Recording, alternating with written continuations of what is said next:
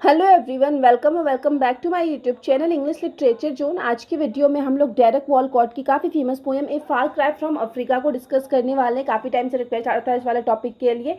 ये नोट्स जो है लगभग हम 5 से 6 पेज का रेडी कर रखे हैं, जो कि 20 मार्क्स तक के क्वेश्चन के आंसर के लिए आपका काफ़ी होगा। ठीक है, बाकी अपने मार्क्स अकॉर्डिंग नोट्स को छोटा बड़ा कर सकते हो। नोट्स इस तरीके से रेडी किए हुए हैं ना कि इस टॉपिक से रिलेटेड कोई भी क्वेश्चन आए एग्जाम में तो उसका आंसर आप कवर अप कर पाओगे बस इसी नोट्स के हेल्प से।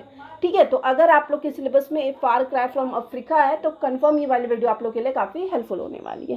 स्टार्ट करते हैं इंट्रोडक्शन से। इंट्रोडक्शन में है Derek Walcott's a far cry from Africa is one of the most important poems in post colonial literature. की डेरेक वॉलकॉट की a far cry from Africa जो है ना वो सबसे इंपॉर्टेंट इतनी महत्वपूर्ण कविता में से एक है पोस्ट कॉलोनियल लिटरेचर की। It was published in 1962। ये 1962 में पब्लिश हुआ in a collection named in a green night. और जिस कलेक्शन में पब्लिश हुआ ना उस कलेक्शन का नाम था इन ए ग्रीन नाइट।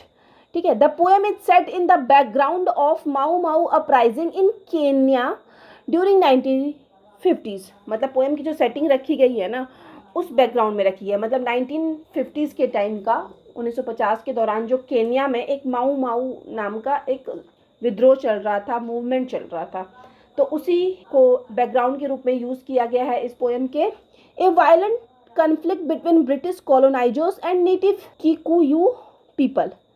और ये जो वायलेंट कन्फ्लिक्ट चल रहा था केन्या में किन किन के बीच, जो ब्रिटिश लोग थे, अंग्रेज लोग थे उनके, और वहाँ जो अफ्रीका के एक नेटिव होता है ना, मूल निवासी थे जिनको कि बताया गया है वहाँ के अफ्रीकन ट्राइब है ये किकुयू जो हैं, तो उन्हीं दोनों के बीच ना जो वायलेंट हिंसक संघर्ष हुआ ना उसी को दिखाया गया है, उसी को पृष्ठभूमि के रूप में, बैकग्राउंड के रूप में यूज़ किया गया है इस पोएम के।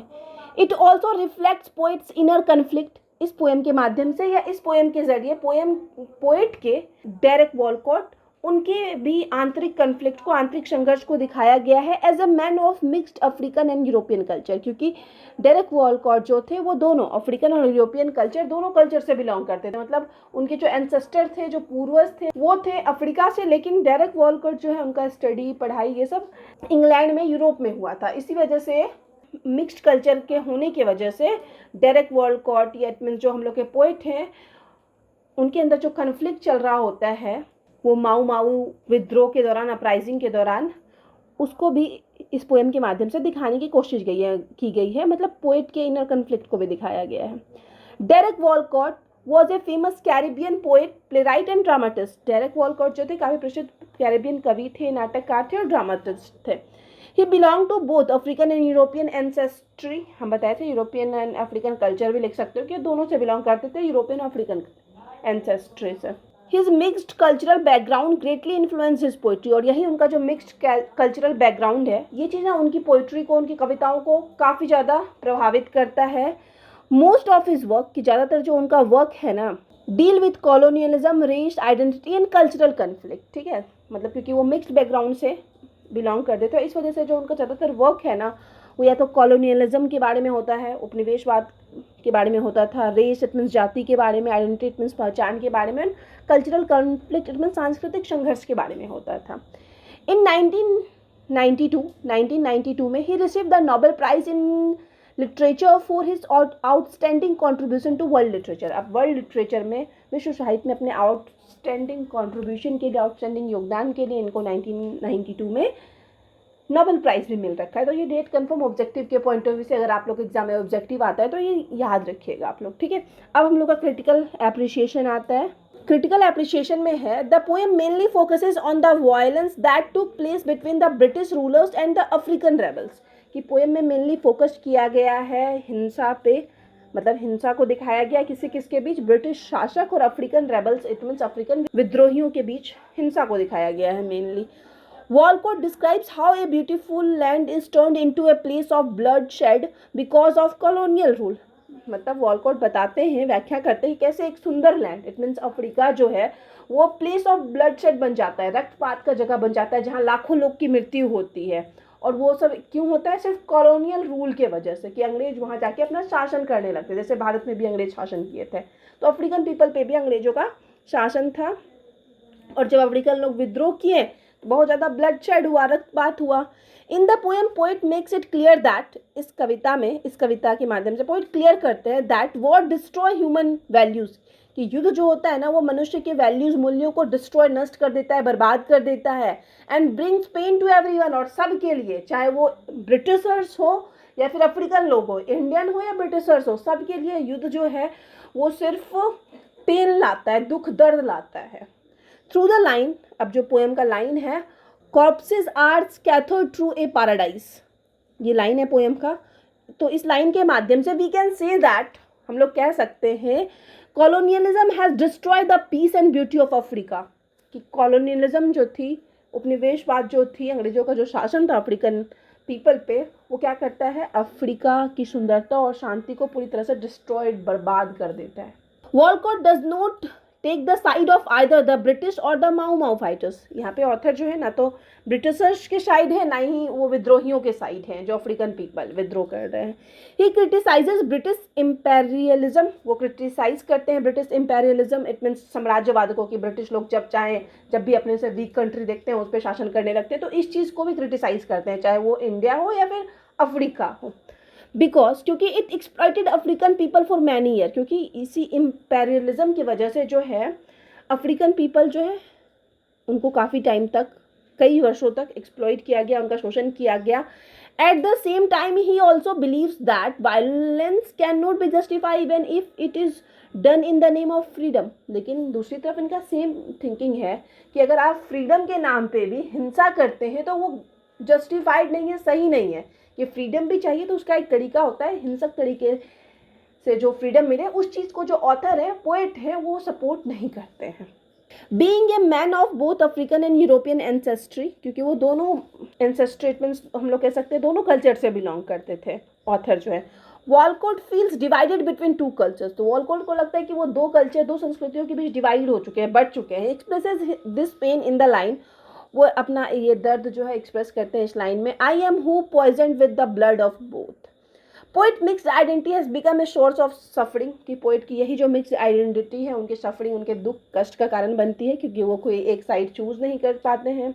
He loves Africa because it is the land of his ancestors, वो अफ्रीका को पसंद करते क्योंकि ये उनके एंसेस्टर्स, इनमें पूर्वजों की भूमि है। But he also love the English language, लेकिन दूसरी तरफ वो English language, it means English people, उनको भी पसंद करते हैं एंड उनके लिटरेरी ट्रेडिशन को भी पसंद करते हैं। देयरफॉर अंततः he finds it impossible to choose one side, इस वजह से वो जो है कोई एक साइड चूज कर पाना इम्पॉसिबल पाते हैं, मतलब उनके लिए संभव नहीं होता कि वो कोई एक साइड को सपोर्ट करे। He is trapped between two cultures, कि वो दोनों कल्चर्स के बीच में ट्रैप्ड हो चुके हैं, फंस चुके हैं। His heart belong to Africa, कि उनका दिल जो है कहीं ना कहीं अफ्रीका की तरफ है। While his mind and education are connected with England, और उनका जो दिमाग और एजुकेशन है वो इंग्लैंड से जुड़ा है। The poem is also a best example of post colonial poetry. Starting में बताए थे कि ये जो कविता है वो पोस्ट कॉलोनियल पोइट्री का काफ़ी बेहतर, काफ़ी अच्छा एग्जाम्पल है, बिकॉज क्योंकि it shows the effect of British colonial rule on African people, क्योंकि ये दिखाता है कि जो अंग्रेज़ों का शासन था ना, तो उस चीज़ का क्या प्रभाव पड़ा अफ्रीकन पीपल पे। तो इस वजह से ये पोस्ट कॉलोनियल लिटरेचर का पोस्ट कॉलोनियल पोइट्री का काफ़ी अच्छा एग्जाम्पल है, क्योंकि इसमें इफेक्ट दिखाया गया है कि क्या होता है कॉलोनियलिज्म जब समाप्त भी हो जाए ना, तो समाप्त होने के बाद भी उस कंट्री का क्या हालत होता है, और वही चीज़ इस कविता में दिखाया गया है, तो इसलिए इसको बेस्ट पोएम माना जाता है पोस्ट कॉलोनियल पोइट्री का। द ब्रिटिश रूल्ड केन्या, कि ब्रिटिश लोग जो थे वो केन्या पे शासन किया, and took control of the land and resources, और सारा चीज़ का कंट्रोल अपने अंदर ले लिए, चाहे वो जमीन हो या कोई रिसोर्सेज हो। The native African people lost their land, कि जो वहाँ के मूल निवासी थे अफ्रीका के, अपना जमीन खोए, फ्रीडम स्वतंत्रता खोए, एंड बेसिक राइट, मूल अधिकार जो था उनका वो भी उनसे छीन लिया गया। They we are treated as inferior in their own country, उनको खुद के ही कंट्री में, अफ्रीकन पीपल को अफ्रीका में ही इन्फीरियर फील करवाया गया, हीन फील करवाया गया, छोटा फील करवाया गया, बिकॉज ऑफ दिस इनजस्टिस, इसी अन्याय के वजह से, बस कॉलोनियलिज्म की वजह से। Many African started the Mau माऊ मूवमेंट, कि मतलब इसी सब चीज़ों से तंग आकर, एक्सप्लॉयटेशन मतलब बहुत ज़्यादा झेल के, शोषण बहुत ज़्यादा उनका हुआ, उनको नीचा फील करवाया गया, तो ढेर सारे जो अफ्रीकन लोग हैं ना, वो माऊ माऊ मूवमेंट, माऊ माऊ आंदोलन स्टार्ट कर दिए, to fight against British rule, अंग्रेजों के खिलाफ लड़ने के लिए। Colonialism forced people into a situation where violence became a part of their life. कि कॉलोनियलिज्म, जब भी किसी देश पे कोई भी दूसरा पावरफुल कंट्री राज करता है तो इससे क्या होता है ना, वहाँ के लोग मजबूर हो जाते हैं इस सिचुएशन के लिए कि वो वायलेंस को चूज करे फ्रीडम के लिए।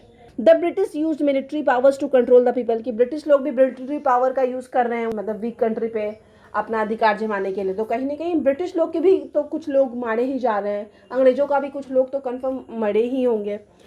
While the African rebel also use violence. और यहाँ पे क्या होता है, अफ्रीकन लोग भी वायलेंस चूज कर रहे हैं, हिंसा चूज कर रहे हैं टू फाइट फॉर फ्रीडम, आज़ादी के लिए लड़ने के लिए। मतलब दोनों तरफ से सिर्फ हिंसा हिंसा ही हो रही है।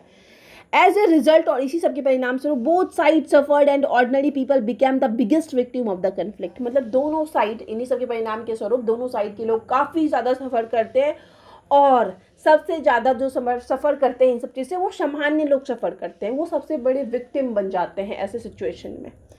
Colonialism does not only occupy a country. Colonialism जो है सिर्फ एक कंट्री पे ही अधिकार नहीं करता है, सिर्फ कंट्री ही अंडर में नहीं आता है कॉलोनियलिज्म में। It also changes the language. Colonialism की वजह से वहाँ उस कंट्री की लैंग्वेज चेंज हो जाती है, कल्चर चेंज हो जाता है, हिस्ट्री चेंज हो जाती है। क्योंकि अंग्रेज ना अपने अकॉर्डिंग हिस्ट्री लिख देते हैं, अंग्रेजों का लैंग्वेज हम लोग अडेप्ट करने लगते हैं जहाँ भी अंग्रेज शासन किए। या फिर कल्चर भी बदलाव आता है, क्योंकि दोनों कल्चर फिर से संपर्क में आता है तो कल्चर में भी बदलाव आता है। And identity of its people, लोगों की पहचान में भी बदलाव आता है। इवन आफ्टर पॉलिटिकल फ्रीडम, कि पॉलिटिकल रूप से फ्रीडम भी मिल जाए, मतलब राजनीतिक रूप से आज़ादी जैसे हम लोग को मिल गई थी, इंडिया आज़ाद हो गया था 1947 में। The psychological effect of colonialism continue. मतलब पॉलिटिकल रूप से आज़ाद हो गया, लेकिन जो साइकोलॉजिकल इफेक्ट रहता है कॉलोनियलिज्म का, मतलब दिमाग पे, मन पे जो असर पड़ा है ना, वो फिर भी कंटिन्यू रहता है काफ़ी लंबे समय तक। तो यहाँ पे हम लोग का ख़त्म हो गया वो मेनली एनालिसिस पोएम का, कि पोएम के बारे में, किस बारे में कविता है, क्या दिखाया गया इस पोएम के माध्यम से। अब थोड़ा सा थीम्स है। थीम्स वाला सेक्शन आपको तभी लिखना है जब या तो आप लॉन्ग क्वेश्चन का आंसर दे रहे हो, या स्पेसिफिक थीम पूछ दिया आपको एग्जाम में। जो अभी एनालिसिस वाला सेक्शन डिस्कस किए, वो भी थीम्स में ही बीच बीच वो सारा लाइन यूज़ कर सकते हो नोट्स को बड़ा करने के लिए। और सबसे पहला थीम जो है वो split identity. Derek Walcott belong to both African and European culture. की डेरेक वॉलकॉट जो ऑथर है वो दोनों कल्चर से, दोनों संस्कृति से बिलोंग करते हैं। Because of this mixed background, और इसी मिक्स्ड बैकग्राउंड की वजह से ही finds it difficult to choose one side. वो एक साइड चूज करना इम्पॉसिबल होता है उनके लिए। सेम वही एनालिसिस वाला सेक्शन यहाँ पे रिपीट हो रखा है, तो आप इस तरीके से आंसर रेडी कर सकते हो। सेम ही चीज़ें यहाँ पर भी होंगी।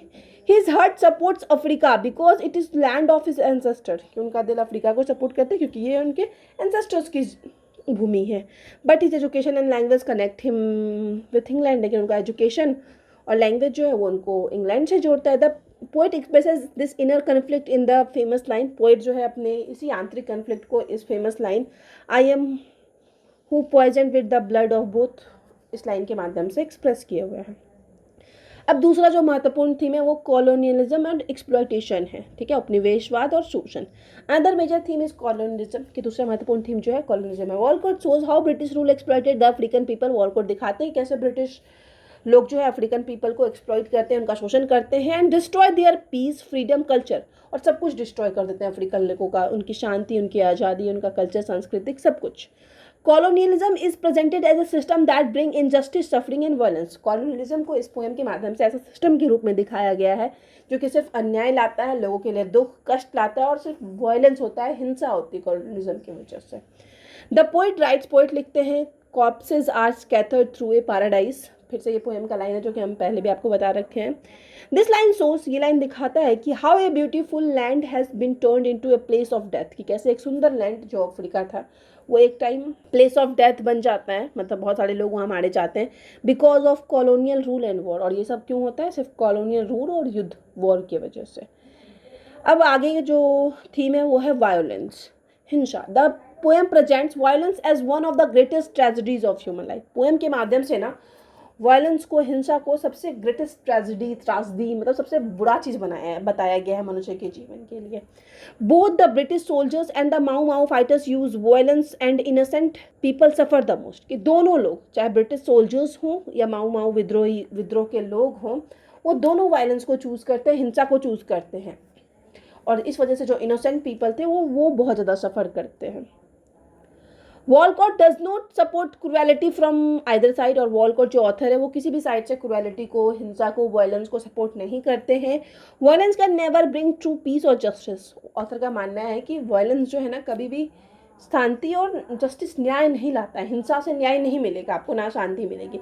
Instead it creates more hatred and pain. बल्कि वायलेंस जो है, हिंसा जो है, वायलेंस, उससे और ज़्यादा हेट्रेड, घृणा और दुख दर्द ही मिलता है, घृणा ही पैदा होता है। ठीक है, अब आइडेंटिटी क्राइसिस के बारे में, कैसे पहचान इंसान का खो जाता है कॉलोनियलिज्म की वजह से, वो भी बताया गया है। The poem also explore theme of identity crisis. Identity crisis वाला विषय भी इस पोएम में दिखाया गया है। मेनली क्वेश्चन जो है ना कॉलोनियलिज्म से पूछ सकता है आपको, आइडेंटिटी क्राइसिस के कॉन्टेक्स्ट में दे सकता है, पोस्ट कॉलोनियल लिटरेचर के कॉन्टेक्स्ट में भी दे सकता है। तो ये सारा नोट्स का आंसर ना इस वीडियो की हेल्प से रेडी हो सकता है, इसी नोट से रेडी हो सकता है। The poem also explores the theme of identity crisis. हम बताएं आइडेंटिटी क्राइसिस, पहचान जो खो जाते हैं इंसान को, उस विषय को भी दिखाया गया है इस पोएम के माध्यम से। Walcott feels that he does not fully belong to either Africa और यूरोप।